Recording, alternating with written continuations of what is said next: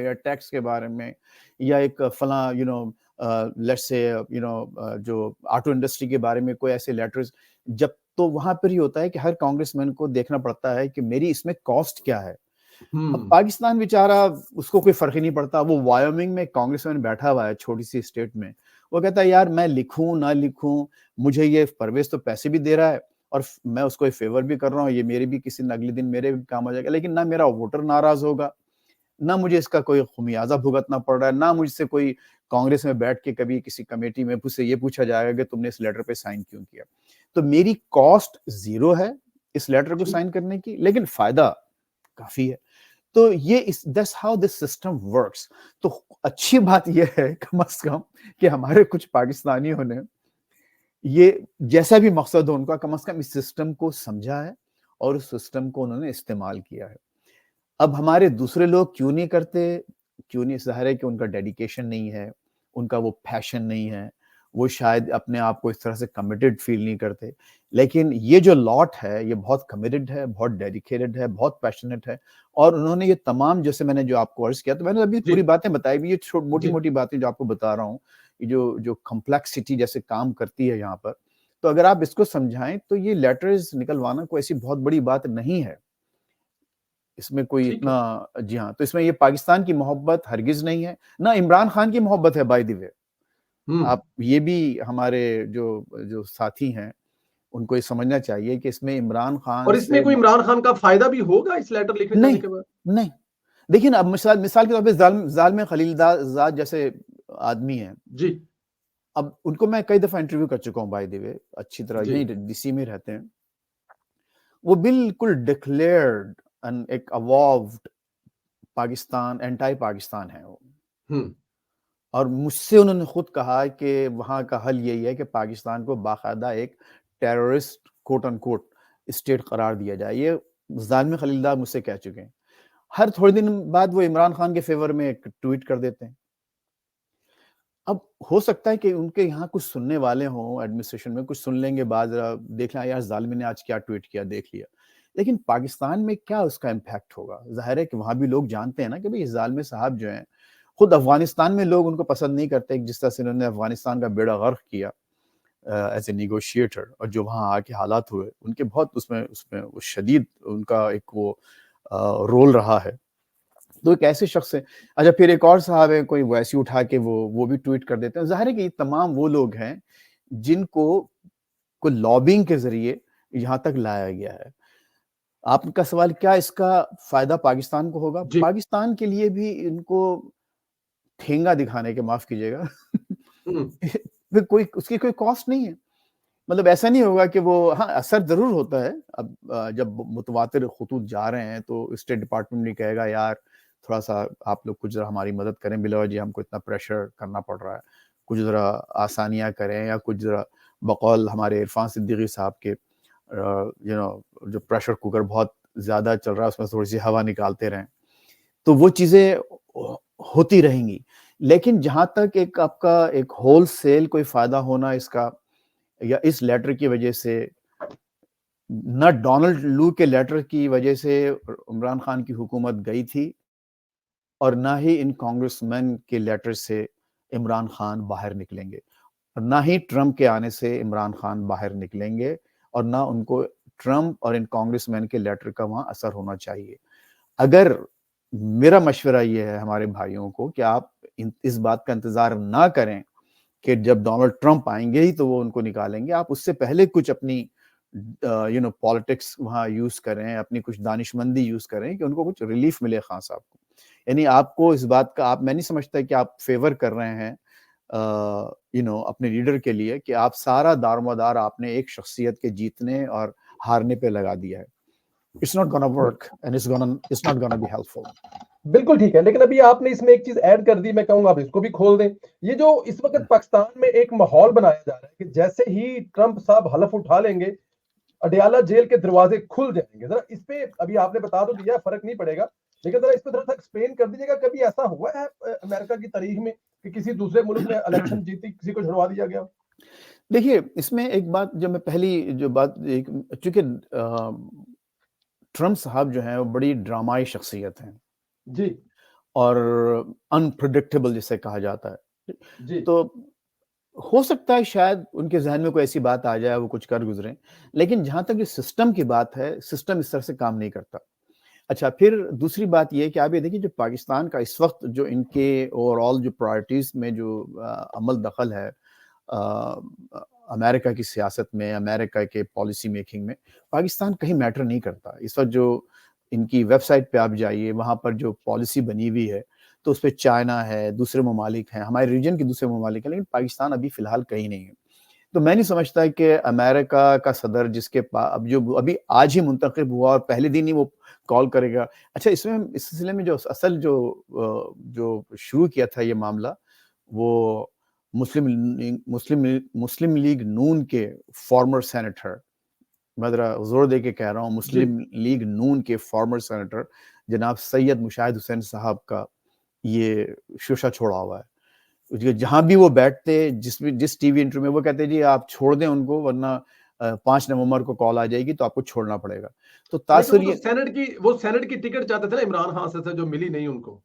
जी, अब उसका मुझे बैकग्राउंड तो नहीं मालूम, लेकिन ये उन्होंने तवातुर के साथ ये बात कही है और फिर ज़ाहिर है फिर उसको एक चीज़ बाकायदा कैंपेन बनाया गया उस बात को कि 5 नवंबर 5 यार, आज बंदा इलेक्शन जीता है, उसके बाद क्या सबसे बड़ा मसला इस वक़्त ये है कि वहाँ एक मुल्क है यहाँ से 8-9 हज़ार मील दूर, और वहाँ एक बंदा इस तरह से एक जेल में बैठा है, तो लिहाज़ा उठा के कॉल करो।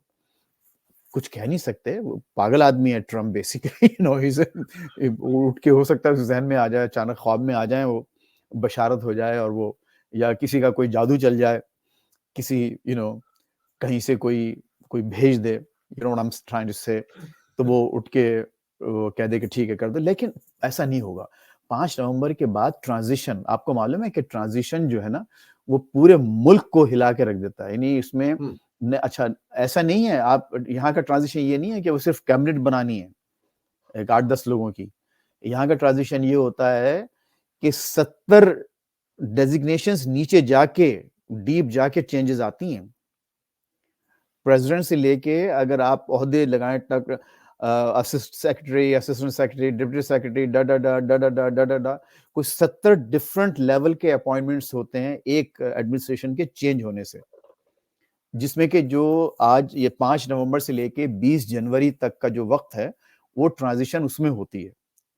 तो अब आप मुझे ये बताइए कि वो दिमाग या उसके लोग वहाँ उस पर वो अपना वक़्त लगाएँगे या इस मसले को देखेंगे? अच्छा, फिर दूसरी बात ये कि ठीक है, कर दिया उसने कॉल उठा, वो तो खुद नहीं करेगा।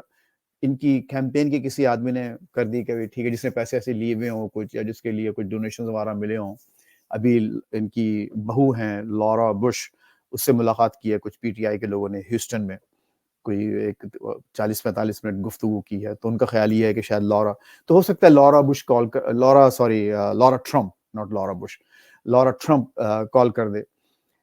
तो क्या वहाँ लोग इतने फ़ारिग़ बैठे हैं कि लॉरा ट्रम्प की कॉल पर जनाब वो इमरान खान को छोड़ देंगे। फ़ौरन दरवाज़े खोल दिए जाएँगे कि आइए, क भई बहुत बड़ा वाक़या हो गया ऐसा।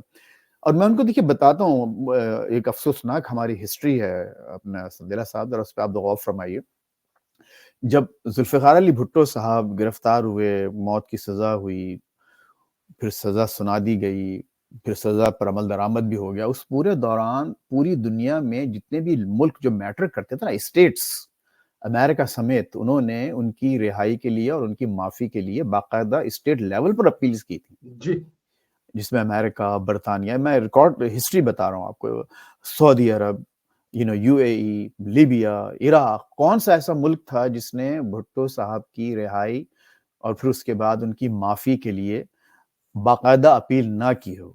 शाह खालिद उस वक़्त जो उसके बादशाह थे, सऊदी अरब के शाह थे, उन्होंने बाकायदा प्लेन तैयार रखा था कि आप जिस वक़्त कहें मैं फ़ौरन प्लेन भेजने को तैयार हूँ। क्या हुआ? और जनरल ज़िया साहब उस वक़्त पूरी यानी दुनिया के साथ चल रहे थे, उनके बड़े शदीद मफ़ादात शामिल थे। उस वक़्त जब वो एक माशाअल्लाह एक एडमिनिस्ट्रेटर थे और वो कमज़ोर लेवल पे थे, वल्नरेबल थे।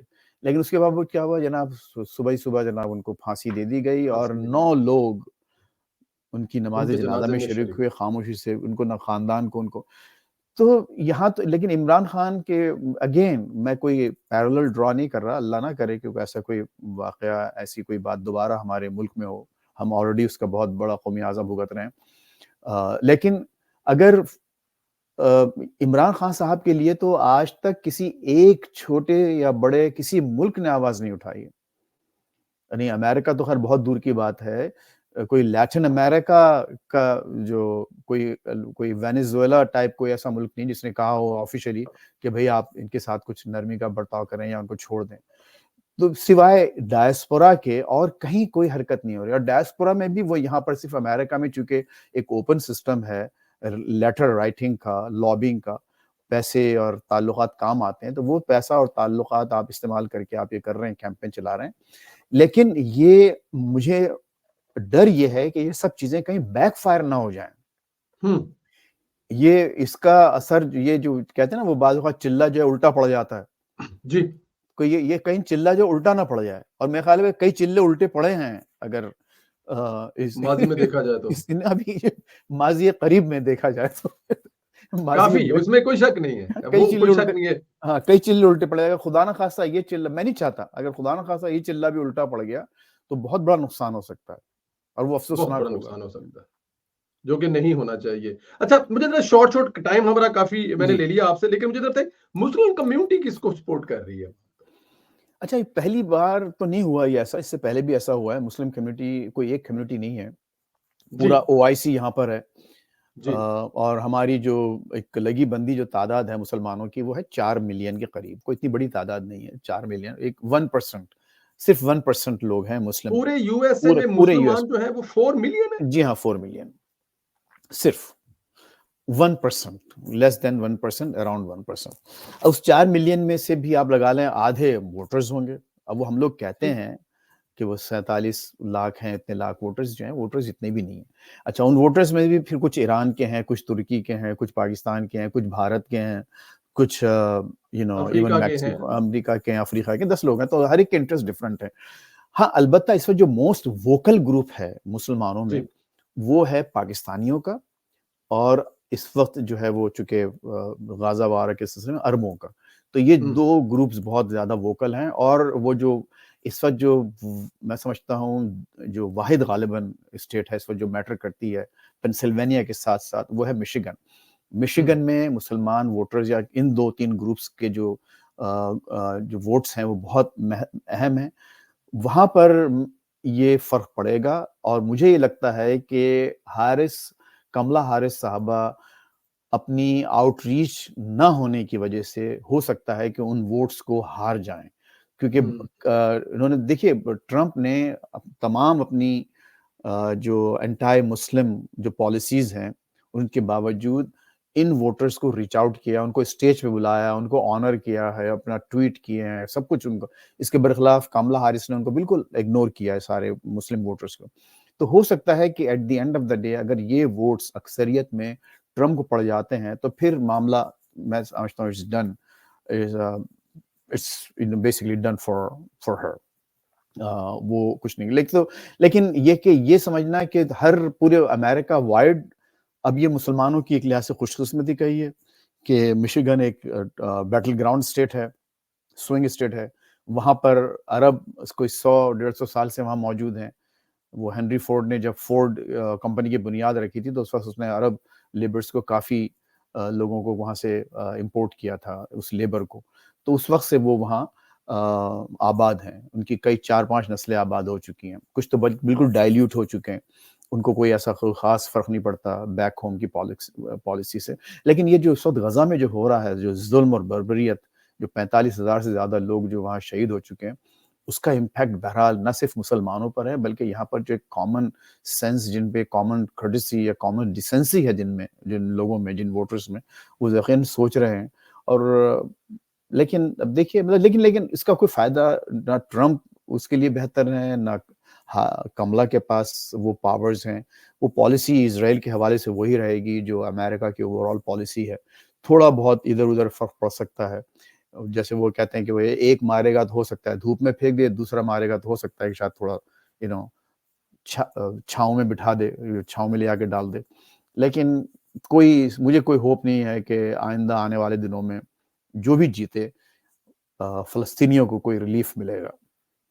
ये बड़ी तकलीफ़देह बात है को आयदर सर मुझे आखिर में ज़रा डेफ़िनेट बहुत सारी चीज़ें तो हमने कर ली हैं, लेकिन आपको लगता है कि ये जो इस वक़्त हालात हैं इसके इसको देखते हुए आपने देखा होगा इस वक़्त इंग्लैंड में कुछ ऐसी चीज़ें हो रही हैं, जो कि नहीं होनी चाहिए। कभी वो नवाज़ शरीफ साहब जब सामने आते हैं या फिर अभी काज़ी फ़ैसल साहब आए हुए थे।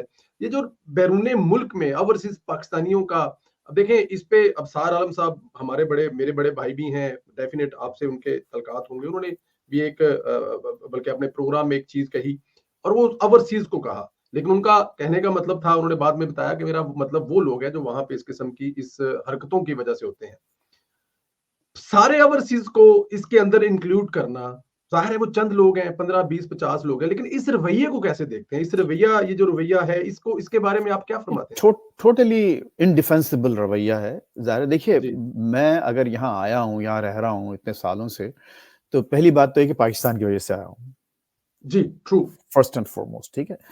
वहीं पैदा हुआ, वहीं पला-बड़ा, वहीं सारी तालीम हासिल की। अगर मैं आज अच्छा बोलता हूँ, अच्छा काम करता हूँ, अच्छे पैसे बनाता हूँ, तो उसकी बुनियाद मुझे मेरे मुल्क ने दिया है, जहाँ से मैं आया हूँ। तो इस बात मतलब पहला फर्स्ट एंड फॉरमोस्ट ये रहना चाहिए कि भई, जो काम भी आप करें, वो पाकिस्तान और सिर्फ़ पाकिस्तान की बेहतरी के लिए हो।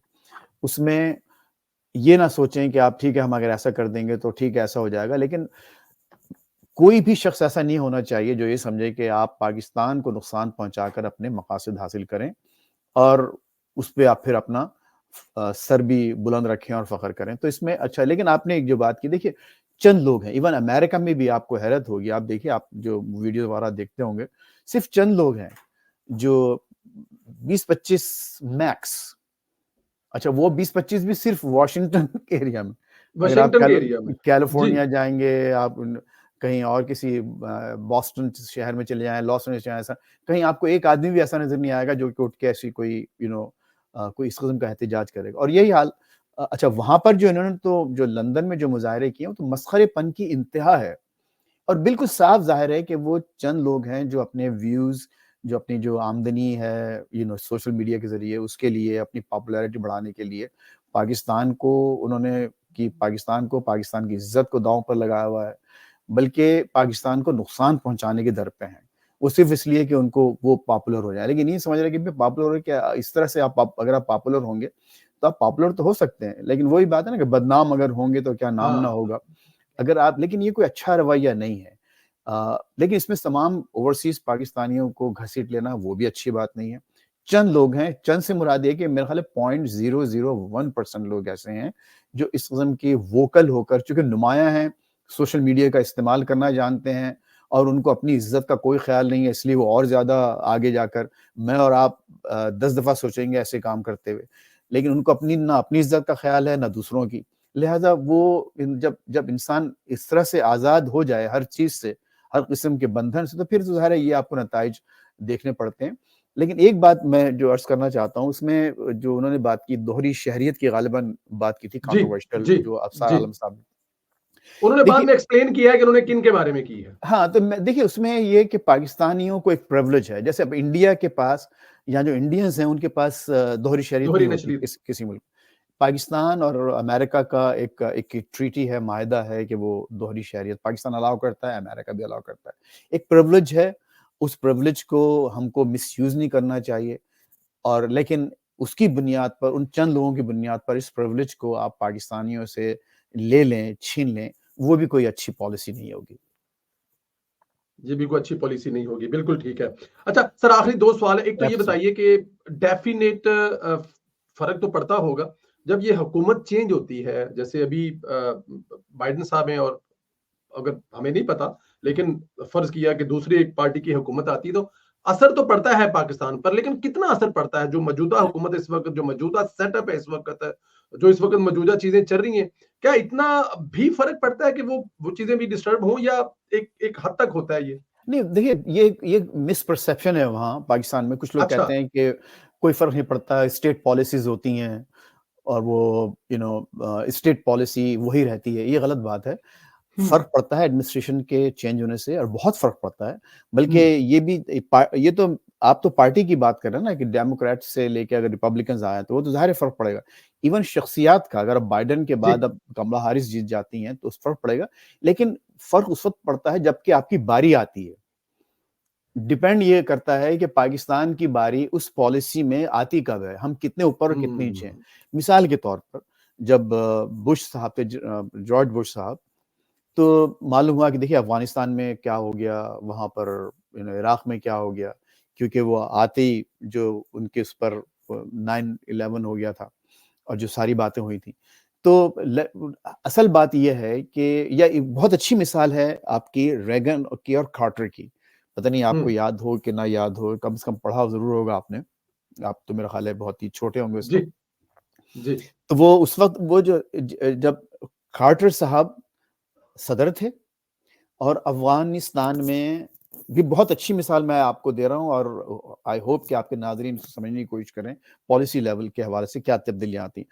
जब कार्टर साहब प्रेसिडेंट थे, अब रशिया अफगानिस्तान में घुस गया, जनरल जिया वहाँ मार्शल्लाह एडमिनिस्ट्रेटर बन चुके थे, और कोशिश ये की गई कि अब पाकिस्तान की मदद ली जाए। यहाँ पर वो ब्रेज़िन्स्की साहब थे, तो उन्होंने कोशिश की कि ठीक है तो कार्टर ने जब इमदाद का ऐलान किया, तो जिया साहब ने, जनरल जिया ने एक बड़ा मशहूर जुमला कहा था, जी, mister president keep your peanuts.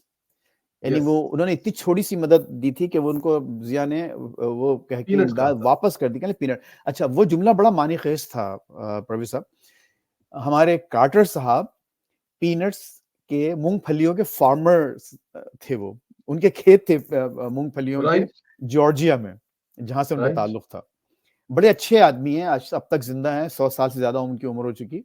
तो वो, लेकिन हुआ ये कि जैसी प्रेस, और वो ये आपको मालूम है कि उस वक्त इलेक्शंस हो चुके थे, रेगन साहब आ गए एक उसके 2-3 महीने बाद रेगन साहब ने संभाला, और फिर आपने देखा कि रेस्ट इज हिस्ट्री के ऐसा पॉलिसी चेंज हुआ कि पूरी उन्होंने 180 डिग्रीज पे पॉलिसी चेंज करके पाकिस्तान की को बिलियंस ऑफ डॉलर्स मिलना शुरू हो गए। यहाँ के कांग्रेसमैन जो मशहूर कुछ हैं, चार्ल्स क्या नाम था उसका, चार्ली विल्सन, यानी एक कांग्रेसमैन नहीं, कई लोग वहाँ CIA के डायरेक्टर्स वगैरह जाके पेशावर में लोग आना शुरू हो गए। पूरा एक नया सिस्टम शुरू, क्योंकि हमारी प्रायोरिटी, हम बिल्कुल टॉप प्रायोरिटी भी थे।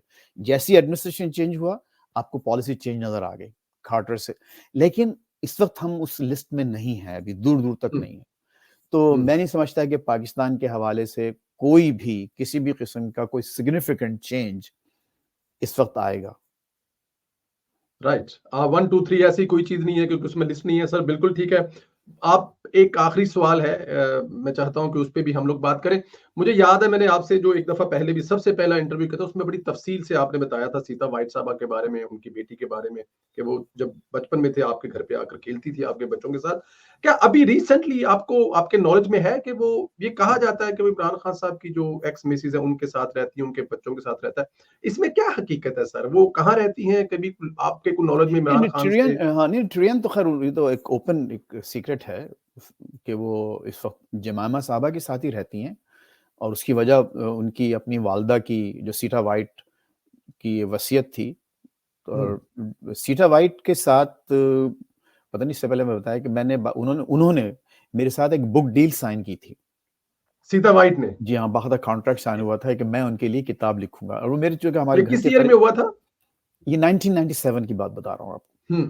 ये, और अब तक वो कॉन्ट्रैक्ट मेरे पास है। फिर वो मेरे ऑफिस आती थी हफ्ते में 3 दफा, तो मैं फिर उनके इंटरव्यूज रिकॉर्ड कर, तो वो सारे जो उस वक्त माइक्रो कैसेट रिकॉर्डर हुआ करते थे, जी, तो वो अब तक टेप्स मेरे पास मौजूद हैं सारे। वो सारे टेप्स हिस्ट्री है ना सर। उनकी अपनी आवाज में।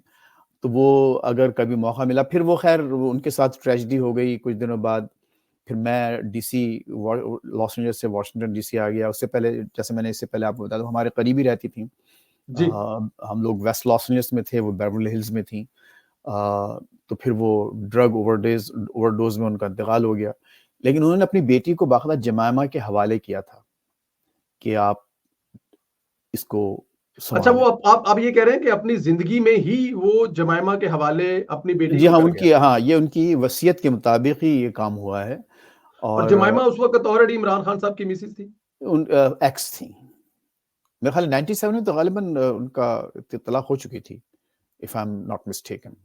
राइट, राइट, हाँ, बिल्कुल। उस वो वक़्त उस वो चेक करना पड़ेगा, लेकिन उस वक्त वो इमरान खान के साथ, तो वो हुँ। ऑफिशियली इमरान खान की एक्स को अपनी बेटी हैंड ओवर कर चुकी हाँ, थी और चूँकि यही उनके वजह है कि वो उनके तब 2 से ले। बेटे, हाँ, उनके 2 बेटे वहाँ उनके पास थे ऑलरेडी, इमरान खान साहब के, तो लिहाज़ा उनकी बेटी भी जो है, वहाँ जाके उनके साथ ही रहीं। और I think it's a good arrangement, बिल्कुल सही है। और फिर वो उसके पास खुद, जो ट्रियान के पास खुद अपनी दौलत, जो विरासत में मिली हुई दौलत है, बेइंतहा दौलत है। वो जो लॉर्ड व्हाइट हुआ करते थे, जो सीटा व्हाइट के बाप, वो भी खुद लॉर्ड गोल्डस्मिथ से कुछ कम रिच नहीं थे। राइट, हो सकता है ज़्यादा ही रिच हों। तो वो लॉर्ड व्हाइट की जो पूरी दौलत की जो वारिस हैं, वो टिरियन हैं। जैसे सीटा थी, सीटा व्हाइट साहबा का बेवरली हिल्स में बड़ा बड़ा ही शानदार घर था और बगैर किसी कामकाज के वो रहा करती थी। लेकिन पाकिस्तान से उनको बहुत दिलचस्पी थी, तो वो जो मेरा अखबार था वहाँ, पाकिस्तान लिंक, वो हर हफ्ते जाके खरीदा करती थी। इंग्लिश अखबार था वो। तो वो आस-पास के जो स्टोर्स होते थे उस वक़्त, जो देसी स्टोर्स इंडियन पाकिस्तानी, हम लोग वहाँ पर भिजवाया करते थे अखबार अपना, तो वो पाबंदी से पढ़ा करती थीं। और इसीलिए उन्होंने मुझे कॉल करके फिर खुद ही राब्ता करके उनसे राब्ते हुए और वो आना-जाना शुरू हुआ। तो या it's history. It's a history, बिल्कुल ठीक कह या रहे हैं, क्योंकि ज़ाहिर है ये एक हिस्ट्री है। सुनने वालों का एक नीचे कमेंट्स आ रहा था, तो मैंने कहा मैं ज़रा इंटरेस्टिंग आपसे हिस्ट्री सवाल है। कर लूँ। लेकिन वो जी, टेप्स जी, हैं जी, मेरे जी। पास अभी रखे हुए पूरे। वो किताब जो इनकम्प्लीट रह गई, जिसका बाकायदा कॉन्ट्रैक्ट साइन हुआ था, वो लेकिन वो तमाम आप टेप। किताब मुकम्मल इसलिए ना कर पाए कि क्योंकि वो उसमें ज़्यादा आगे उनका हाँ, फिर उनका वो वो मेरा भी, हाँ, इंतकाल। वो मामला डिसकंटिन्यू हो गया। We moved on, so to speak. और फिर वो ऐसा मौजूद था कि कोई, मतलब मैं नहीं चाहता था कि उसमें मज़ीद कोई बात, एक हम सब लोगों के लिए एक बहरहाल एक कोई ऐसा कोई काबिले फ़ख्र मौज़ू नहीं था, तो इसलिए। आप सर हिम्मत तो करें। मैं कह रहा हूँ कि इमरान खान के फॉलोवर के लिए वो भी बड़े काबिल फ़ख्र कारनामे होंगे, जो वो सीता व्हाइट अपनी ज़ुबानी कह के गए होंगे, वो उसको भी अपने हक नहीं, में ऐसा करते इस्तेमाल हैं ना, करेंगे। हाँ, आप ऐसा करें, एक सीरीज़ ऑफ प्रोग्राम कर लें, हम हर प्रोग्राम में एक टेप चला दिया कर देंगे। Sir done, sir done. हमें कोई इतराज़ नहीं है, हम आपके साथ हैं। पूरे देखिए। सर उसमें क्या करें? हाँ, आप उस सिरे की बात कर रहे हैं, मैं इंशाल्लाह ताला 1 हफ्ते के लिए फ्लाई करके आपके पास आ सकता हूँ, आपके शहर में रहेंगे और 1 हफ्ता पूरा उसको रिकॉर्ड करेंगे और फिर उसको चलाएँगे सर, हमें सही, हमें तो कोई इतराज़ नहीं है सर। सही और मैं देख। आपको एक बात बता दूँ, ये उनके फॉलोवर्स की उनसे मोहब्बत है और मुझे इस पे कोई इतराज़ नहीं है। They are free to just follow anyone और एनी कॉज़ पे। लेकिन वो ये मुझे यकीन है कि वो उसको भी बड़े फ़ख्र से बताएँगे, देखें जी हमारा नहीं, देखिए उसमें खान कोई, हीरो है। देखिए उसमें मैं again with all due respect to Imran Imran Khan साहब से मेरी खुद बहुत मुलाकातें रही। मैंने कई दफ़ा इंटरव्यूज़ किए उनके। उनसे पहली मुलाकात मेरी 1989 में हुई थी लॉस एंजलिस में। 1989 में उसकी तस्वीर मेरे पास मौजूद है। फिर जब भी वो लॉस एंजलिस तशरीफ़ लाते थे, मेरी मुलाकातें होती थी उनसे। उनके एक बड़े अहम दोस्त थे, रफ़ीक खान। अ, जी, वो लॉस एंजलिस में, लाहौर की फैमिली, लॉस एंजलिस, वो उनके घर आते थे, तो वो रफ़ी मेरे भी बड़े अच्छे दोस्त थे। तो हम लोग हमेशा इकट्ठे होते थे उनके साथ और बढ़िया बातें होती, और बड़ी मेरी, मतलब I have all the respect for Imran Khan and his struggle, जो उन्होंने काम किया है, जो चीज़ें जहाँ तक पहुँचाई हैं। और फिर देखिए, आपको एक बात बताऊँ, जी। अगेन एक ऑन अ पॉजिटिव नोट, कि इमरान खान की जो आप सपोर्ट आप यहाँ देख रहे हैं ना, ऐसी नहीं है कि सिर्फ वो आपको ओवरनाइट एक चीज़ नज़र आने लगी। उन्होंने यहाँ जो शौकत खाना मेमोरियल और जो हॉस्पिटल बनाया है, हर साल में वो 2-3 दफ़ा यहाँ आते थे और अक्रॉस द कंट्री, यानी बॉस्टन से लेके लॉस एंजलिस, ह्यूस्टन, शिकागो, हर शहर में जाकर लाखों डॉलर वो रेज़ करते थे फंड उसके रेज़िंग। लिए। तो ये वो तमाम लोग हैं, और फिर वो हर एक से मिला करते थे, तस्वीर होती थी फैमिलीज़ से। तो वो यंग डॉक्टर्स, वो यंग बिज़नेसमैन जो 30 साल से यहाँ रह रहे हैं, वो अब माशाल्लाह बड़े सीज़न्ड लोग हो चुके हैं सब। तो जी। वो उनका एक फ़ैसिनेशन और एक रोमांस है अभी भी उनके साथ। Yes, yes. तो और उस रोमांस की वजह से वो आप मैं और आप बैठ के जब बात, मेरे कई दोस्त हैं, जब आप बात करेंगे ना, at the end of the day वो ये कह रहे हैं, "no, this is our romance with him." तो ट्रू। वो फिर कुछ और उसमें वहाँ काम नहीं आता। वो इसीलिए आज जो आप ये देख रहे हैं, जैसे मैंने आपसे अर्ज़ किया ना, जैसे डॉक्टर इकरामुल्लाह खान ने सिर्फ़ इसलिए कह दिया क्योंकि वो मुझे पसंद करते थे। राइट। उन्होंने उसे लेटर लिखवा के ज्वाइन करवा दिया। एक रात में, एक दिन में मेरे पास लेटर आ गया कांग्रेस वुमन का, इसलिए कि right, I had a personal relationship with doctor true, Ikramullah Khan. True, तो same goes with him, he has so many fans and so many personal relationships across the country, और जाके उन्होंने उनसे पर्सनल लेवल पर इंटरेक्ट करते थे। इसके बरखिलाफ अगर आप दूसरी पार्टीज के जो रहनुमा हैं, अब माफ कीजिएगा मैं कोई मतलब नहीं कहना चाहता, लेकिन क्यों दूर दूर रहते हो हुजूर मेरे, बोलो वही कहना पड़ता है। हमेशा इसमें लफ्ज हमेशा ही करके क्यों हमेशा दूर दूर। हाँ, अब जैसे अभी भी हमारे